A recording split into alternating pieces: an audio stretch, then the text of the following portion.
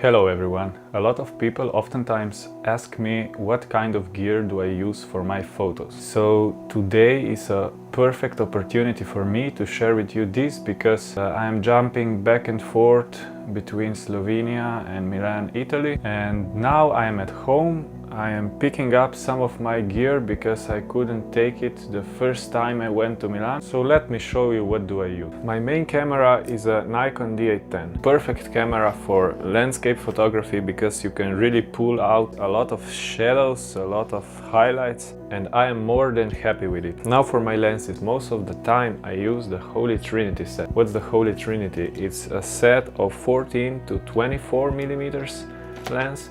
That's this one. This is a wide-angle lens and it's a perfect lens for landscape photography. It's sharp, the lens has almost no distortion, so even for architectural photography where the distortion plays a big role because of the verticals, it does a great job. The next one in my Holy Trinity set, it's a Tamron, it's not a Nikon. It's 24 to 70 millimeters. I think this is the lens that I use most of the time. It's a really sharp lens. I was thinking between buying this one and the Nikon one. Some tests say that the sharpness of the lens and some of the characteristics are even better than on the Nikon one. The next one in line of the Holy Trinity lenses, it's again a Tamron, 70 to 200 millimeters. So why the Holy Trinity? Because I have the whole coverage between 14 with Nikon to 200 millimeters with Tamron. So now another lens that I don't use much, it's a lens made in 1997.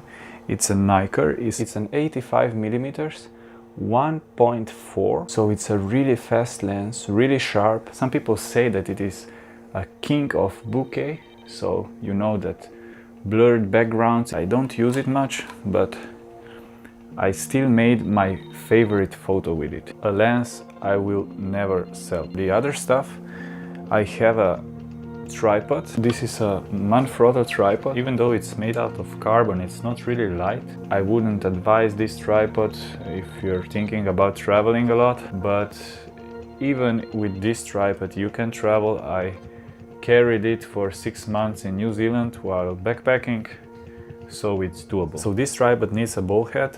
It doesn't have its ball head by default. The ball head, I use a German invention, the FLM CB58, with the Sunway Photo quick release plate that pairs well with the quick release plate I have on my camera. Also, this one is a really heavy piece of equipment, but I went for it because it can carry up to 60 kilograms. If you pair this ball head with a really steady tripod like this one, the photos will be really steady. Now this is a photo I took in New Zealand and I was shooting it from the exact same position for 9.5 hours. Now I think that without this ball head, it would be possible to make it, but it would be much harder. Now, next to those, I have a Lee filter set. The filters I have from Lee are the 3-part set soft edge ND filters. These are used mostly to darken a portion of the sky when the highlights and shadows are too far apart and you cannot take all the information in one photo. But you need to keep in mind that if the edge of the filtered photo is not more or less even straight, it can cause you some problems. So it's not an easy filter to use and there is not much opportunities to do it. The next one is the polarizing filter from Lee. This is a really versatile filter. For the landscape photography, it's really useful for removing reflections out of the water, removing reflections out of the leaves. You can pop out the clouds in the sky to make a separation between clouds and the sky. And it's one of the filters that you cannot replicate in post. And to complete my set, I have a little and big stopper from Lee. These are ND filters. One is darker than the other to take longer exposures, the photos with the blurred water or if you take a really long exposure, you can remove people in the street, walking people in the street. And if you're buying filters, I think it's really important that you buy a higher quality filters, because anything that you put in front of the lens, it's destroying your photo. So only with the highest quality filters you will be able to pull the best out of your camera. So as you've seen, these filters are square. Lee has made a SW150 filter system, which you can swap between your lenses. For the Tamron lenses, I have an adapter, and on the 14 to 24, I have their adapter, which is always screwed onto the lens. This is the red adapter, and then you just put the holder on top of the adapter like this, and use the screw to fix it on. So then you just slide the filters inside this slot, and because it's a turning system, you can then adjust the wanted effect on your photo, the polarization and stuff like that. So if you're planning of shooting the whole day or maybe few days, there is a high possibility that your batteries will run out of juice. So I have 3 batteries for my main camera, and there is a nice trick I learned. I just put stickers on top of my batteries like this. So with stickers like this, I always know the order of the batteries I want to use. So each battery gets to be used once before the circle completes. And that's how the batteries will retain roughly the same capacity over the time, because none of them will be used more than the others. Then you need to keep your gear clean. I know that a lot of modern lenses have coatings on them that are really good, that are really scratch resistant. So if you use like a microfiber cloth or something like that, you won't damage it if you're cleaning them. But there is still a possibility that some hard particles will be on it, and if you try to wipe them with a microfiber, there is a chance they will leave a scratch. So I have this rocket blower by Jotos. It's really nice because it's made out of anti-static materials, so no dust is attracted to it, and you use it to push the air onto the lens, and you use it to blow off the hard particles on the lens before cleaning the lens. So for the lens cleaning, I've bought a big bag of tissues, 200 tissues for lens cleaning, made by Zeiss.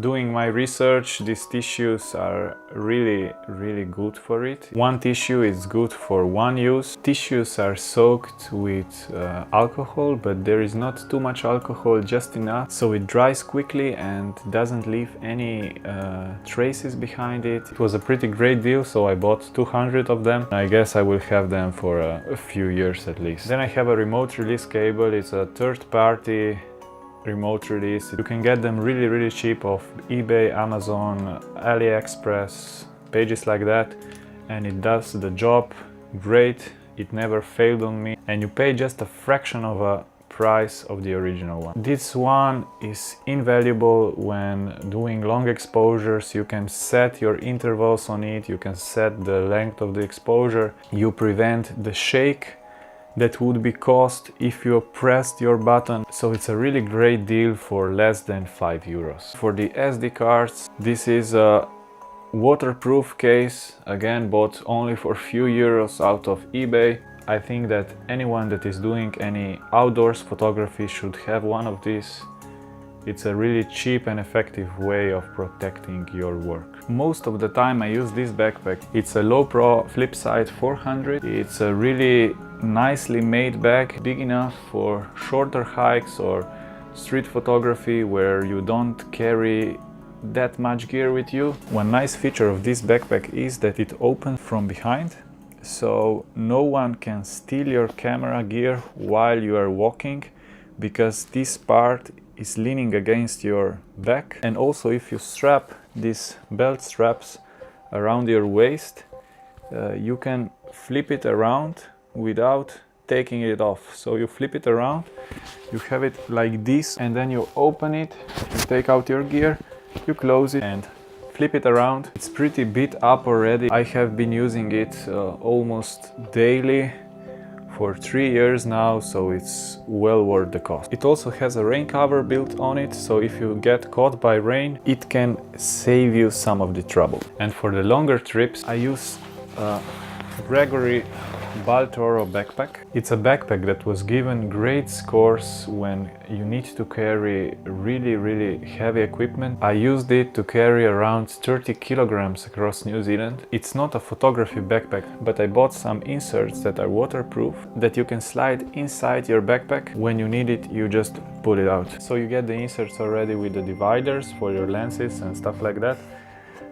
You just need to be sure when buying them that they are big enough for your equipment, so triple measure your equipment or check the dimensions before buying it, otherwise they might not fit in these boxes. And the last piece that I use, it's a C2 Summit watertight 35-liter bag, and even though my backpack had a rain cover, I still wanted to be sure, so I used this bag to put in my laptop, the Wacom tablet, just for the edit protection.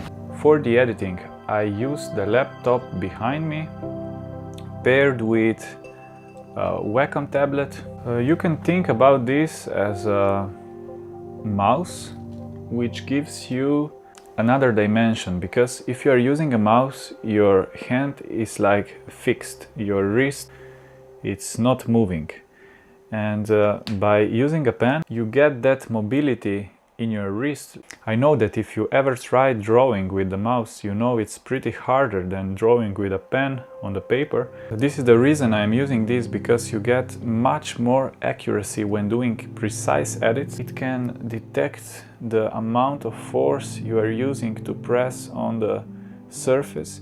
So let's say if you're using a brush and you're doing some masking in Photoshop, if you press really lightly, the brush will be small. The harder you press, the bigger the brush becomes. So it really saves you a lot of time, because you don't have to be changing the dimensions of the brush all the time. And it's a really nice piece of equipment. But you need to keep in mind that it will take you about 1 to 2 weeks of learning before you get used to Wacom tablets, so just don't give up if you decide to buy one. Now, the part of the equipment that most of the photographers sadly don't care or think about is the display calibrate. You put it on the screen and it calibrates the colors and the brightness and everything of your screen. So if you are sharing the photos online, you will know that the photos you shared are the same photos that you wanted to show when you were editing. And if you want to print the photos you make, and I highly advise that, it helps that the final results look the same as they did on your screen. The X-Rite and the Spider ones I think are the best. This one is not the cheapest option, but even the cheapest ones will be better than nothing. So yeah, that's about it. This is all the gear I will be packing now, and I will carry it with me in few hours when I'm going back to Milan. And I'm looking forward to the upcoming vlogs. So as always, I would like to thank you for watching the video. I really hope that you found it interesting. If you did, please consider subscribing on the button just below me. Leave a comment if you have any questions, like the video, it will really help me out, and I will see you around.